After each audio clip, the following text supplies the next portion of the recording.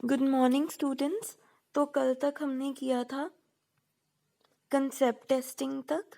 आज हम करेंगे marketing strategy development, the new product development process. ठीक है, तो क्या स्ट्रैटेजी हम मार्केट की डेवलप करेंगे कि हमारा जो प्रोडक्ट है वो सेल हो जाए।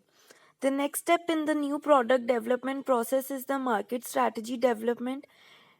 When a promising concept has been developed and tested, it is time to design an initial marketing strategy for the new product based on the product concept for introducing this product to the market.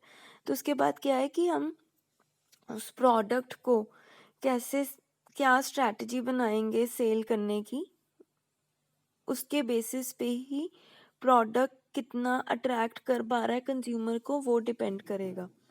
The marketing strategy statement consists of 3 parts. जब हम strategy form करेंगे marketing के लिए, initial means जब first time उस product को हम cell कर रहे हैं मार्केट में, तो उसके 3 पार्ट्स होंगे: a description, an outline and the long term planned sales. जो भी सबसे पहले आएगा description of the target market, किस मार्केट को हम कवर कर रहे हैं. प्लान्ड वैल्यू प्रपोजिशन, कितने लोगों को, क्या हमारा प्लान होगा, कितने लोगों को हम कवर करेंगे. एंड सेल्स, क्या सेल्स रहेंगी हमारी. Market share and profit goals for the first few years. फिर हम देखते हैं कि मार्केट में हमारा शेयर कितना बन पाएगा उस प्रोडक्ट से, क्या हमें प्रॉफिट होगा, क्या लॉस होगा. N outline of the products planned price, distribution and marketing budget for the first year. ठीक है, उसके बाद है कि प्रोडक्ट का प्राइस, उसको कैसे डिस्ट्रीब्यूट करना है, उसका बजट, उसकी जैसे बजट में जैसे सारी पैकिंग एंड ऑल करके फर्स्ट ईयर में उसे कैसे लेके आना है मार्केट में. देन थर्ड में होगा the planned long term sales, profit goals and the marketing mix strategy. फिर होता है कि हम लॉन्ग टर्म सेल्स कैसे रखें. ठीक है, गोल्स, प्रॉफिट कैसे कमाएं ज़्यादा से ज़्यादा. तो वो सारी स्ट्रैटेजीज हमने यूज़ करनी है. तो मार्केटिंग स्ट्रैटेजी डिज़ाइन करने वक्त 3 चीज़ें ध्यान रखनी है कि पहले टारगेट ऑडियंस, फिर प्लान्ड वैल्यू कि किस किस लोगों में ये बटेगा. ठीक है, देन मार्केट शेयर कि इस प्रोडक्ट के साथ हमारा मार्केट में क्या शेयर रहेगा. Then profit goals for first few years. ठीक है, next is business analysis, the new product development process. Once decided upon a product concept and marketing strategy, management can evaluate the business attractiveness of the new product. The fifth step in the new product development process involves a review of the sales, cost, and profit projection for the new products to find out whether these factors satisfy the company's objective.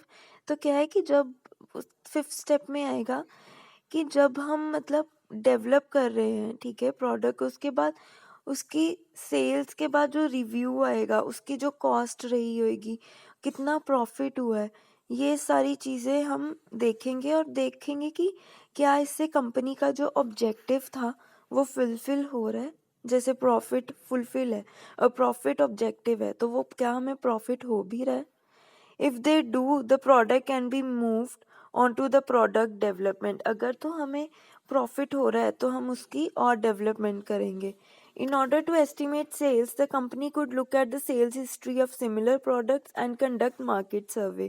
हमें कैसे पता लगेगा किसकी sales अच्छी रहेगी जब हम इसको लॉन्च करेंगे. हमें या तो उस प्रोडक्ट के सिमिलर प्रोडक्ट्स की सेल करनी देखनी पड़ेगी या फिर मार्केट सर्वे रखने पड़ेंगे. Then it should be able to estimate minimum and maximum sales to assess the range of risk. और हम क्या कर सकते हैं, हम कर सकते हैं जैसे R N D operations etcetera. R N D होता है रिसर्च एंड डेवलपमेंट, जो हमारे एग्जिस्टिंग प्रोडक्ट हैं उनको ही और अच्छा इम्प्रूव करना. All the sales and the cost figures together can eventually be used to analyze the new product's financial attractiveness. तो क्या है कि जो भी सेल्स और जो भी हमारे पास फिगर्स आएंगी मार्केट सर्वे से या वैसे सिमिलर प्रोडक्ट के सेल्स से, उससे हम न्यू प्रोडक्ट का ये देख सकते हैं कि वो कितना अट्रैक्ट कर पाएगा हमारे लिए प्रॉफिट. ठीक है, Next is product development, the new product development process.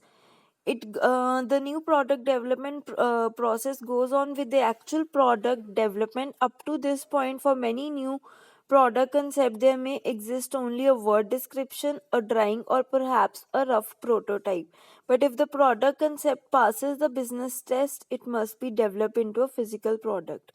वो कह रहे हैं कि इससे पहले जब तक वो कंसेप्ट तक रहता है तब तक या तो उसका कंसेप्ट होता है या लिखा होता है कि ये हम प्रोडक्ट प्रोड्यूस करेंगे, या उसकी ड्राइंग होती है, या एक उसका मिनिएचर बना के रखा होता है. बट अगर वो बिजनेस टेस्ट को पार कर लेता है, इट मीन्स उस प्रोडक्ट को हम रियलिटी में चेंज करेंगे.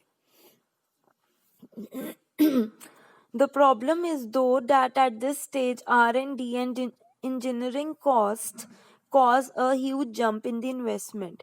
बस प्रॉब्लम एक ही आती है कि जो R&D है, research and development and engineering cost, जो हमारे मैकेनिक्स वगैरह लगेंगे, जो भी उससे ज़्यादा इन्वेस्टमेंट होता है. The R&D department will develop and test one or more physical versions of the product concept.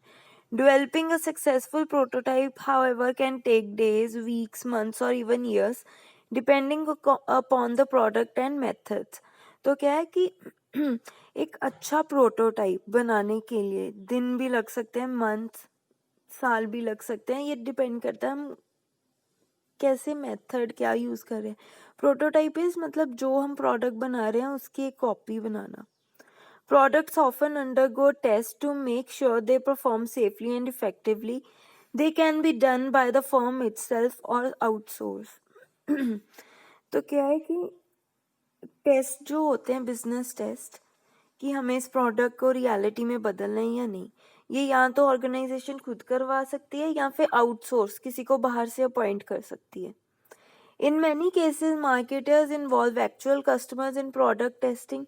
Product testing में वो एक्चुअल कस्टमर्स लेते हैं ताकि वो प्री रिलीज प्रोडक्ट्स के यूज़ करें. देयर एक्सपीरियंस में be very useful in the product development stage. तो जब अभी लॉन्च नहीं हुआ तो उनको पहले यूज़ करने को दे दिया ताकि वो अपने एक्सपीरियंस से कोई चेंजेस बता सकें. Next is test marketing, the new product development process. The last stage before commercialization is the new product development process is test marketing. इसमें क्या होता है कि रियलिस्टिक मार्केट में जो है प्रोडक्ट को भेजा जाता है. Therefore test marketing gives the marketer experience with marketing the product before going to the great expense of full introduction. इससे क्या होता है कि it allows company to test the product and its entire marketing program, including targeting, positioning, strategy, advertising, distribution. तो इसमें क्या है, सारा कुछ चेक होता है. जब आप प्रोडक्ट को एक बार ही भेज रहे हो मार्केट में, उसे कमर्शलाइज करने से पहले उसमें आपकी सारी distribution, advertisement, everything will be checked.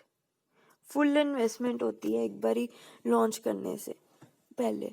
The amount of test marketing necessary varies with each new product, especially when introducing a new product requiring a large investment, when the risks are high, or when the firm is not sure of the product or its marketing program. A lot of test marketing may be carried out.